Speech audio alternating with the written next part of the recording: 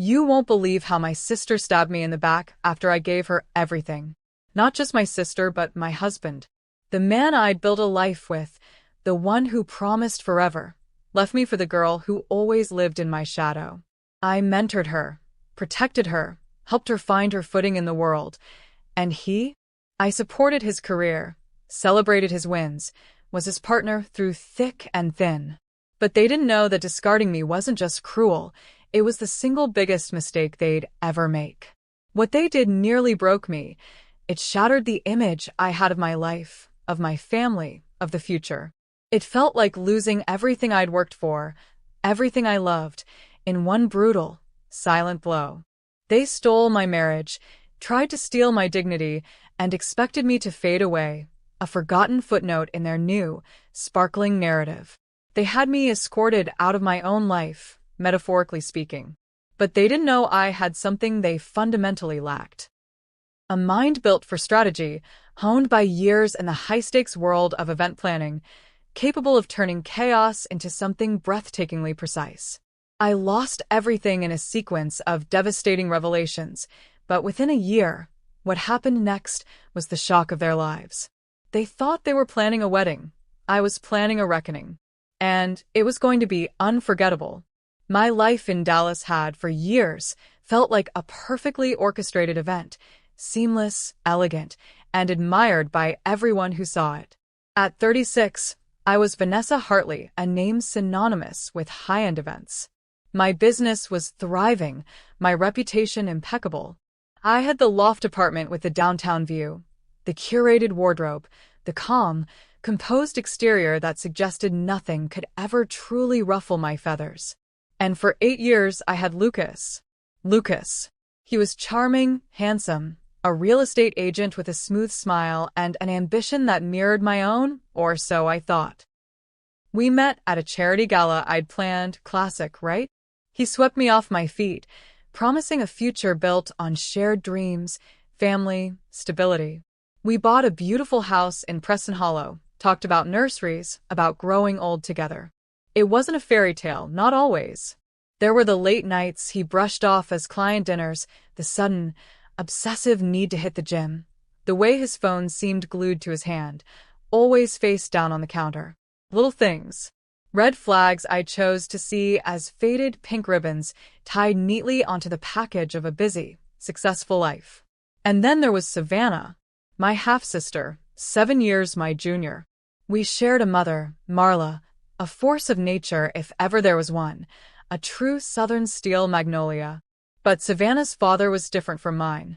He'd left Marla when Savannah was just a baby, a story Marla rarely spoke of, laced with hints of betrayal and abandonment. Because of that, maybe, I always felt a protective instinct toward Savannah. She was beautiful, effortlessly so, with that kind of wide-eyed innocence that drew people in. But beneath the surface, there was an insecurity, a constant need for validation that manifested in an obsession with social media, chasing likes and followers like they were tangible measures of self-worth. She'd bounce between jobs, unsure of what she wanted, and I tried to help, offering advice, connections, even a temporary gig helping out with some basic admin in my office. Savannah had always lived in my shadow, a fact she never openly resented, but I felt the unspoken tension sometimes.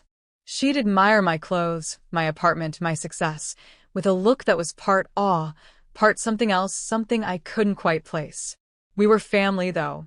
We shared holidays, Sunday dinners at Mom's, the easy familiarity that comes with growing up together, even if she was a generation behind me. Lucas and Savannah had met, of course, at family gatherings, at my parties. They were cordial, friendly. Nothing that ever raised an alarm bell in my mind. He was my husband, she was my sister. The lines felt firmly drawn. The first hint that something was terribly wrong wasn't a hushed phone call I overheard, or a receipt I found stuffed in a pocket. It was silence. A growing emotional distance from Lucas that I attributed to stress, to the economy, to anything but the truth. And then the truth arrived. Not as a tearful confession, not as a difficult conversation. It arrived in the mail. It was a Tuesday. The mail arrived around noon. Bills, junk mail, a magazine. and a heavy, cream-colored envelope addressed to Ms. Vanessa Hartley. The return address was a name I didn't recognize, but the location was Austin. Curious, I opened it. Inside was a wedding invitation, beautifully designed, embossed script, classic and elegant. I recognized the design suite instantly. A popular high-end stationer I'd used for a client's wedding just 6 months prior. It was lovely. And then I saw the names. Mr. Lucas Hartley and Ms. Savannah Clark request the honor of your presence at the celebration of their marriage. My breath caught in my throat. Lucas Hartley, my husband.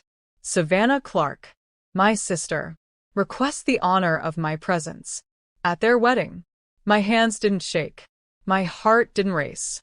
Not outwardly, anyway. It was a cold, clinical shock. A complete system shut down. I sat down at my desk, the invitation in my hand, and read it again. And again. It wasn't a joke. It wasn't a mistake. It was real. The date on the invitation? Exactly 1 year to the day Lucas had finally sat me down, looking uncomfortable, and told me he was leaving. No details, no explanation, just that he needed space, that he wasn't happy, that it wasn't me, it was him. A classic, cowardly exit line. I had been blindsided then, heartbroken, but I had no idea the depth of the betrayal. They had built their new beginning on the ruins of my life.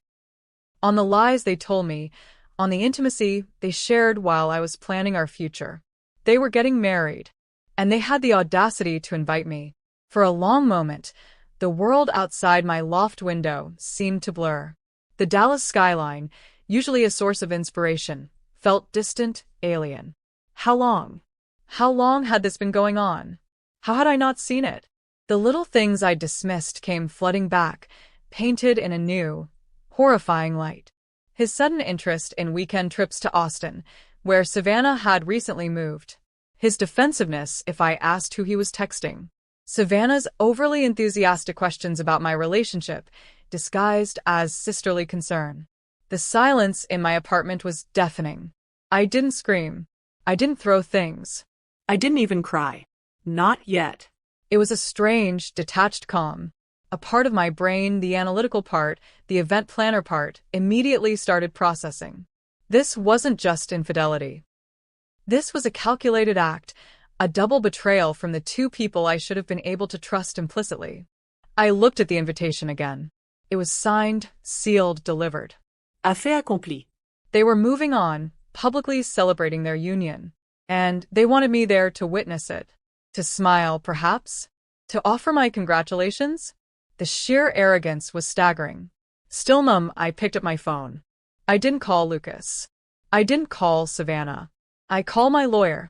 Divorce proceedings had been finalized months ago, relatively cleanly, thanks to my insistence on ironclad prenuptial agreements, an early lesson from a messy client divorce.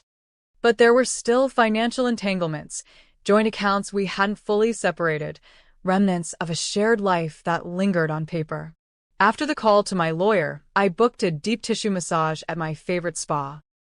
Then, I went to the wine fridge, bypassed the champagne I usually saved for celebrations, and poured myself a generous glass of my favorite crisp rose. I sat back on my sofa, the wedding invitation on the coffee table in front of me, and sipped the wine slowly. They wanted me to attend their wedding. They wanted me to see them happy, together, sanctifying their betrayal. A slow smile spread across my face. Oh, I would attend. I would absolutely RSVP, yes. But I wouldn't be coming as a grieving ex-wife or a wronged sister. I would be coming as an event planner. And I was going to plan an event they would never, ever forget. This wasn't about screaming or crying or throwing a scene. That was Savannah's style, the dramatic, emotional outburst. My approach was different. It was surgical, precise. I wasn't interested in ruining a wedding. Weddings were sacred events, even this perversion of one. I was interested in ruining reputations, both of theirs. Systematically, publicly, and irrevocably.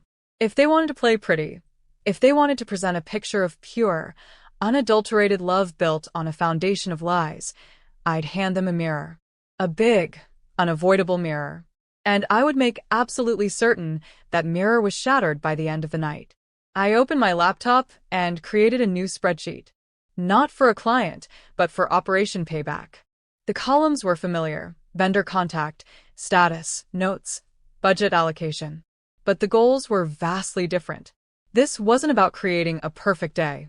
This was about creating a perfectly orchestrated disaster. For them. My first call after the lawyer and the spa was to Cameron Blake. Cameron. My business partner from years ago when my company was just starting out. We'd built it together, late nights fueled by cheap coffee and big dreams. There had been more than a business relationship between us, a quiet, undeniable chemistry that simmered beneath the surface. But timing had been everything, and our paths diverged. He'd moved to New York, became a huge name in luxury events, a go-to for celebrity weddings and corporate galas. He was discreet, resourceful, and owed me a few favors from back in the day. More importantly, he was fiercely loyal to the people he cared about. And despite the years and the distance, I knew he still cared. I explained everything to him, calmly, factually, omitting none of the ugly details. The silence on the other end of the line when I finished was heavy. "Vanessa," he said finally, his voice low, filled with a quiet fury that matched the one simmering beneath my own calm exterior. "Are you serious?" "Never more serious in my life, Cam." He paused. "They invited you." "They did." "And you RSVP'd yes." "I did." Another pause. Then a sigh that was half frustration, half understanding. "Okay, what do you need?" "Everything," I said. "Their wedding is at a trendy vineyard outside Austin. Lucas is paying, apparently." The divorce settlement left him with slightly less liquid assets than he anticipated, but enough to blow on a lavish wedding. "I need access, information, and leverage." "Leverage." "Their reputations, Cam. Lucas thrives on his image, successful realtor, pillar of the community. Savannah lives for her Instagram fame, the perfect life, the perfect relationship. I want to hit them where it hurts the most. Socially. Publicly." He was quiet for a moment, processing. "This isn't you, Nessa. The vengeful type." "No," I agreed. "It's not. But neither is being betrayed by your husband and your sister. They changed the rules of the game. Now I'm playing my way." He chuckled softly. "All right, Hartley. You always were the best strategist I knew. Tell me everything. We'll make this unforgettable." My partnership with Cameron was crucial. He had the resources, the network, the ability to pull strings I no longer could or simply didn't have time to. While I managed the strategic elements from Dallas, he was my man on the ground, discreetly gathering intel and lining up the necessary pieces in Austin. The wedding was being held at the Viridian Vineyard, a place known for its picturesque setting and ridiculously high price tag. Lucas, bless his status-obsessed heart, had clearly gone all out. This was good. The bigger the spectacle, the bigger the fall. My first move was subtle. I contacted a few of my industry contacts in Austin, ostensibly to network. During these conversations, I casually mentioned that I'd heard about Lucas Hartley's wedding at the Viridian. I knew that Lucas and Savannah had probably secured a basic package, beautiful venue, standard catering, but nothing truly special. This was my opening. I pitched the Vineyard's event manager, a woman named Brenda I knew loosely from conferences, on a concept: feature the Viridian Vineyard in a high-profile wedding magazine, like Texas Weddings, showcasing its potential for truly luxurious events. The angle? A real-life couple whose love story was so compelling, their wedding deserved to be immortalized. I painted a picture of a modern romance, skipping over the messy details of how it actually began. Brenda, eager for the exposure, was receptive. I offered to facilitate, leveraging my connections. My only condition? Full media access, including professional videographers and photographers who would capture every moment, ostensibly for the magazine spread. Brenda loved the idea. Lucas and Savannah told only that their beautiful wedding had been scouted for a potential magazine feature, something Vanessa had orchestrated, suggesting they'd been chosen from events booked at the venue, preened at the flattery, and readily agreed. Savannah was practically vibrating with excitement at the thought of being in a magazine. They didn't know that I was the one pulling the strings, ensuring their beautiful love story would have a very different kind of exposure. Next, the social media element. Savannah's world revolved around Instagram. I needed a reliable, seemingly innocuous source to capture the raw, unedited moments. I identified a mid-tier lifestyle influencer in Austin, a bubbly woman named Chloe, who was known for live streaming events and had a decent following. I reached out to her, again through a mutual contact, and offered her a paid gig. Her task? Attend the wedding as a regular guest. Cameron secured her an invitation under the guise of a distant relative of Lucas's. Her only instruction was to casually live stream portions of the reception, particularly the toasts and any key moments, as part of her Weekend Vibes content. I made sure the payment was substantial enough to ensure her compliance, but disguised it as compensation for travel and a fun collaboration. Chloe, seeing an all-expenses-paid trip to a fancy vineyard wedding and easy content, readily agreed. She had no idea she was about to become an unwitting accomplice to a social media firestorm. The gospel choir was a stroke of genius, if I do say so myself. I have a long-standing relationship with a phenomenal local choir, the Blessed Voices of Dallas. I'd hired them for countless events, from corporate galas to private parties. They were professional, incredibly talented, and trusted me implicitly. I called their director, Pastor Anya, a woman with a voice like velvet and eyes that saw straight through you. Pastor Anya, I said, I have a unique request. I explained the situation, not in graphic detail, but enough for her to understand the context. A wedding where justice needed a little divine intervention. I told her I wanted them to perform a specific song at a specific moment, not during the ceremony, but the reception. After the speeches. "What song, child?" she asked, her voice a warm rumble. "You can't hurry, love," I told her. There was a long silence. Then a slow, knowing laugh. "Oh, Vanessa, you truly work in mysterious ways. Can you do it?" "We can do it," she said. "But it will be a performance unlike any we've ever given." "Perfect," I replied. "That's exactly what I need." Their fee was generous, a gesture of thanks for their years of service, but also an acknowledgement that this was an unusual gig. I framed it to Savannah and Lucas as a surprise musical gift for the reception, something to add a unique touch. They were too focused on the magazine feature to question it much. The final, and perhaps most precarious, piece of the puzzle involved Savannah's estranged father. Marla rarely spoke of him, only that he'd left them and disappeared years ago. But my analytical mind, the one that devoured details, had pieced together fragmented conversations over the years. His name was Robert Clark. He was or had been something in the Texas oil industry. He'd remarried, had other children. Marla had severed all ties, hurt and humiliated. Finding him wasn't easy. He wasn't on social media. He'd kept his life private. But I had resources. Private investigators are part of the event planning world sometimes, discreet background checks on high-profile clients or potential partners. I engaged a PI I trusted implicitly, a former cop named Ben. "I need you to find Robert Clark," I told him. Savannah Clark's father. Last known whereabouts were somewhere in the Houston area years ago. Find him. Find out everything about him. And find out if he has other children. Ben was efficient. Within a week, he had a report.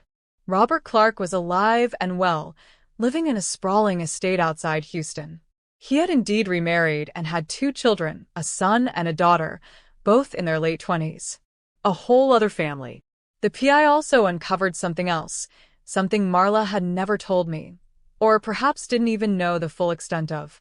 Robert Clark hadn't just left Marla, he'd left because he'd gotten his mistress pregnant. That child was his daughter, born just a few months after he left Marla. And that daughter was Savannah. Savannah wasn't Marla's biological daughter. She was the product of an affair. Marla had raised her as her own, never revealing the truth. This was the secret Savannah would never want exposed. Her carefully constructed identity, built on her perceived lineage and her mother's quiet strength, would crumble. This was the kill shot. The nuclear option. Now, how to deploy it? Getting Robert Clark to the wedding was the final hurdle. Ben, my PI, made contact with him. Robert Clark was, apparently, a man who valued appearances and disliked scandal. Ben presented him with the information. His biological daughter, Savannah, whom he never acknowledged publicly, was marrying a man named Lucas Hartley at a very high-profile event being covered by a magazine. More importantly, Ben hinted that information about Robert's past, specifically the circumstances of Savannah's birth and his other family, was in danger of becoming public. Not as a threat, but as a heads-up. The implication was clear. If he didn't control the narrative, someone else would. Robert Clark, it turned out, was highly susceptible to veiled threats against his reputation. Ben relayed his message. Robert would attend the wedding, discreetly, under an assumed name provided by Ben. He would sit in a specific section, where I could easily identify him. His presence alone was leverage. And he agreed to accept an envelope from me during the reception, containing proof of Savannah's paternity, a DNA test I had orchestrated, using a sample I'd secretly obtained from an old hairbrush of Savannah's, a small, carefully planned retrieval from her apartment during a fake, help me pack these boxes visit months ago, and a sample Ben had managed to obtain from Robert Clark. The planning was meticulous. Every step was choreographed, every contingency planned for. There were moments of doubt, of course. Was I going too far? Was this truly justice, or just vengeance? Marla, bless her heart, knew I was up to something. She didn't know the specifics, but she saw the fire in my eyes, the quiet determination. That Lucas Hartley, she'd sniffed one Sunday, stirring her iced tea. Never liked him. Too slick. And Savannah, well, she's easily led. I didn't confirm her suspicions, but her disapproval of Lucas, her inherent distrust of manipulation, solidified my resolve. Mom had sharp instincts. Lucas had fooled a lot of people, but he hadn't fooled her. A few weeks before the wedding, a minor panic. Chloe, the influencer, messaged me. Hey, question. Savannah just posted something cryptic about toxic people and leaving the past behind. Should I be worried? My heart jumped. Had she caught on? Was she suspicious? I calmly messaged Chloe back. Oh, I wouldn't worry. Savannah can be a little dramatic sometimes. Just ignore it. Focus on capturing the beautiful day. I later learned Savannah had felt a flicker of unease. She couldn't shake the feeling that something wasn't right about the magazine feature, about my inexplicable RSVP. She'd even tried to subtly pump one of my former colleagues for information. But my colleague, loyal to me, had simply played dumb.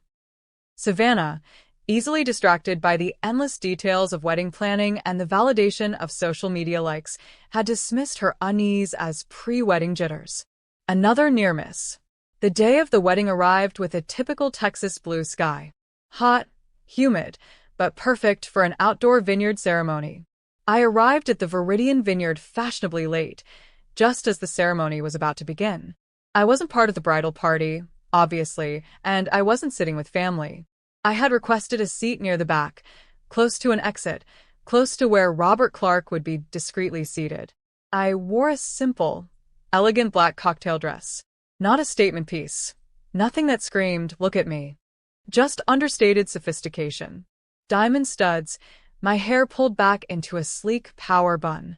I looked calm, composed, utterly serene. A stark contrast to the nervous energy radiating from the front rows, where Savannah, in a frothy white gown, clutched Lucas's hand. As I walked to my seat, I offered polite smiles to guests I knew, some of whom looked genuinely surprised to see me. A few offered whispered condolences or awkward greetings. I simply smiled and nodded, a picture of gracious recovery. Lucas's mother, a woman who had always treated me with kindness, gave me a hesitant, sympathetic look. I offered her a small, genuine smile. This wasn't about her. During the ceremony, I watched Lucas and Savannah exchange vows. Words like honesty, trust, and forever flowed easily from their lips. It was almost impressive, their ability to stand there and lie so convincingly. I felt a knot tighten in my stomach, not of sadness, but of anticipation. The calm before the storm. The reception was held under a large tent adorned with twinkling lights and overflowing floral arrangements. The air was filled with laughter, music, the clinking of glasses. Lucas and Savannah made their grand entrance, beaming, clearly basking in the attention. Savannah immediately began posing for the photographers from the magazine feature, ensuring her best angles were captured. Chloe, the influencer, was already discreetly live-streaming on her phone, a subtle icon in the corner of her screen indicating she was live. Dinner was served, followed by the usual round of toasts. Savannah's maid of honor, a sorority sister I barely knew, gave a syrupy speech about finding your soulmate. Lucas's best man, one of his real estate buddies, told a few embarrassing but harmless anecdotes. Then, it was Savannah's turn to toast. She stood, glowing, and raised her champagne flute. "We are so incredibly happy and grateful to share this special day with all of you," she began, her voice slightly breathless. "Finding love is a journey, and sometimes you have to clear out the past to make room for a beautiful new beginning." She cast a subtle, pointed glance in my direction. I met her gaze with a serene smile. Lucas followed, his voice smooth and confident. "Savannah," he said, turning to her, his eyes shining with what looked like genuine affection, or perhaps just excellent acting. "You are my rock, my partner, my everything. We built this love on honesty, trust, and new beginnings. And I can't wait to spend the rest of my life with you." The applause was polite, enthusiastic. They looked so pleased with themselves. And that's when I knew it was time. I stood for my table, my movements slow, deliberate. I walked towards the small stage where the microphone stood, my black dress a stark contrast to the pastel-clad wedding guests. A hush began to fall over the nearest tables as people noticed me. Lucas and Savannah, still on the stage, turned towards me, their smiles faltering, replaced by looks of confusion and, in Lucas's eyes, a flicker of alarm. I reached the microphone and adjusted it slightly. The room was now almost completely silent, hundreds of eyes on me. The videographers, alerted by a subtle signal I'd arranged with Brenda, were focused on the stage.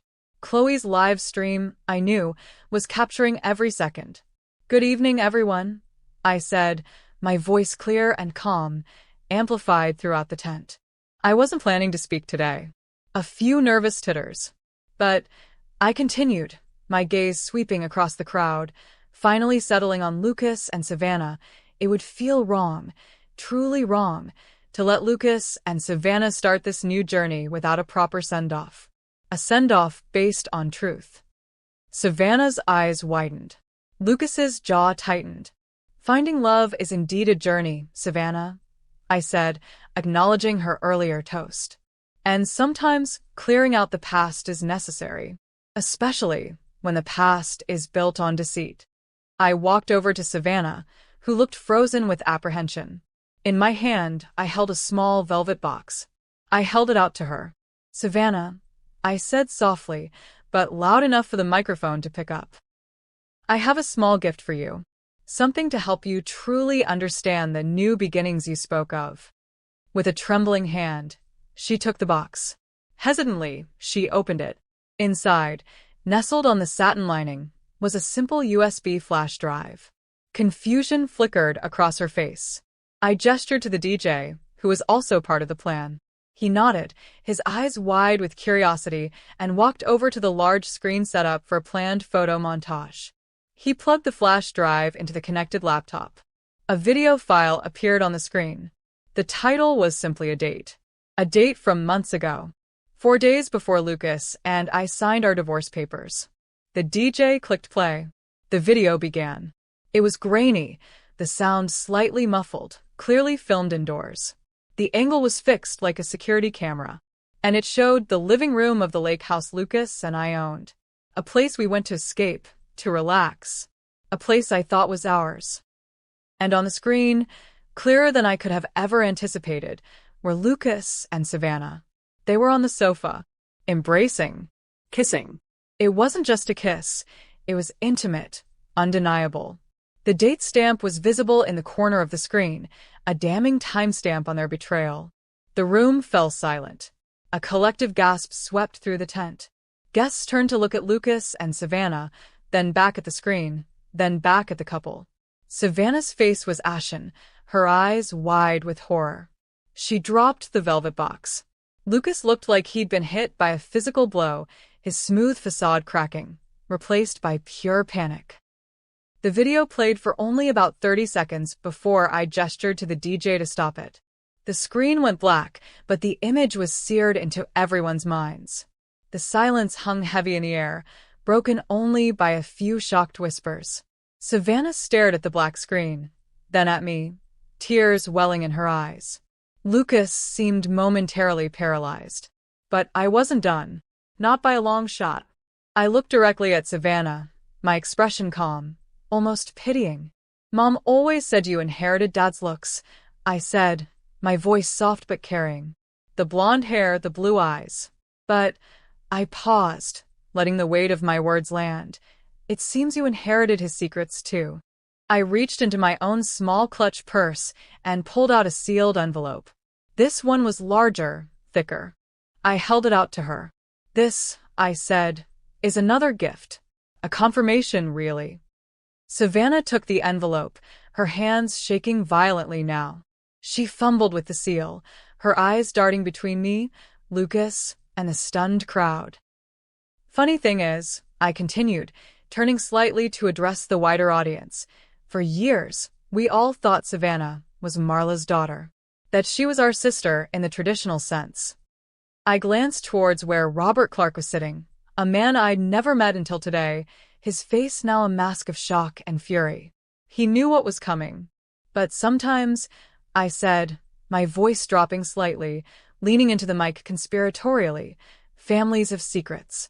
And some fathers, well, they have entire other families they never tell anyone about."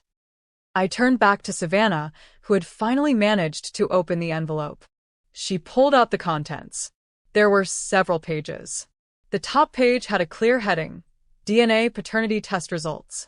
Her eyes scanned the document. The color drained from her face completely. Her hand flew to her mouth, stifling a sob.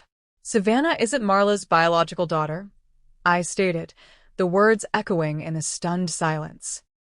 "She's the daughter of Robert Clark." I gestured subtly towards a man sitting near the back, his face now scarlet, and another woman. Gasps erupted through the crowd. All eyes turned to Robert Clark, who looked like he wanted the floor to swallow him whole. "He left Marla when he found out his mistress was pregnant," I continued, laying bare a truth Marla had kept hidden for decades, a truth Savannah herself had never known. "And he abandoned both families. Funny thing is," I added, my tone shifting to one of dry amusement, "he only resurfaced, contacting Savannah recently through intermediaries, when he heard she was marrying someone successful. Guess old habits of chasing money and status really don't die." Savannah let out a strangled cry, the DNA test fluttering from her grasp. Lucas finally found his voice. "What is this? Vanessa, what the hell are you doing?" he roared, stepping towards me, his face contorted with rage and disbelief. Before he could reach me, a figure stepped forward from the side of the stage, Pastor Anya, the director of the Blessed Voices of Dallas. She smiled serenely at Lucas, then turned to the choir, who had quietly assembled at the back of the stage while the chaos unfolded. Pastor Anya raised her hand, and the first, soulful notes of "You Can't Hurry Love" began to fill the tent. It wasn't the upbeat, pop version. It was slow, powerful, gospel-infused. The lyrics, sung with raw emotion, suddenly took on a whole new meaning. "'Cause you can't hurry love. No, you just have to wait." She said love don't come easy. It's a game of give and take. As the choir's voices soared, a path seemed to open through the stunned guests. I turned, not to Lucas or Savannah, but towards the exit. The camera crews, their initial confusion replaced by journalistic instinct, were filming everything. Chloe's live stream icon pulsed, her viewer count likely skyrocketing. I walked away from the stage, away from the crumbling facade of their perfect wedding, the soulful sounds of the choir a soundtrack to their undoing. I saw Marla in the crowd, her hand over her mouth, tears in her eyes, whether of shock, vindication, or pain. I couldn't tell. I saw guests staring, whispering, some looking horrified, others, I swore, looking relieved, vindicated. As I reached the edge of the tent, stepping out into the warm evening air, the applause began. It started hesitantly, a few scattered claps, then grew, spreading through the crowd like wildfire. People were applauding me. Not for causing a scene, but for speaking the truth, for exposing the lies, for reclaiming my narrative. I didn't look back. I simply walked out, the applause echoing behind me, the sound of the blessed voices singing about love and waiting fading as I moved away. The aftermath was swift and brutal. Lucas and Savannah's wedding video didn't just go viral, it exploded. The influencer's live stream, coupled with footage discreetly released to local news outlets by Cameron, framed as an anonymous leak from a shocked guest, became headline news in Dallas and Austin. The combination of infidelity, family betrayal, and a decades-old paternity secret was social media gold. Lucas's carefully cultivated reputation shattered. 3 of his major real estate clients pulled their business within days, citing lack of judgment and negative publicity. His online reviews tanked. His phone rang off the hook with calls from journalists he refused to speak to and calls from colleagues who suddenly distanced themselves. The image of the smooth, successful realtor was replaced by the man caught cheating on camera and linked to a scandalous family drama. Savannah's world crumbled even faster. Her Instagram following, once a source of validation and minor income through sponsored posts, turned into a cesspool of negative comments and public shaming. Brand sponsorships dried up immediately. Her attempts to control the narrative with tearful, filtered videos about overcoming adversity and toxic family were met with ridicule and disbelief. Her carefully curated online persona was irrevocably tainted. The perfect life was exposed as a lie. Robert Clark, the estranged father, faced his own reckoning. His other family was understandably furious and blindsided.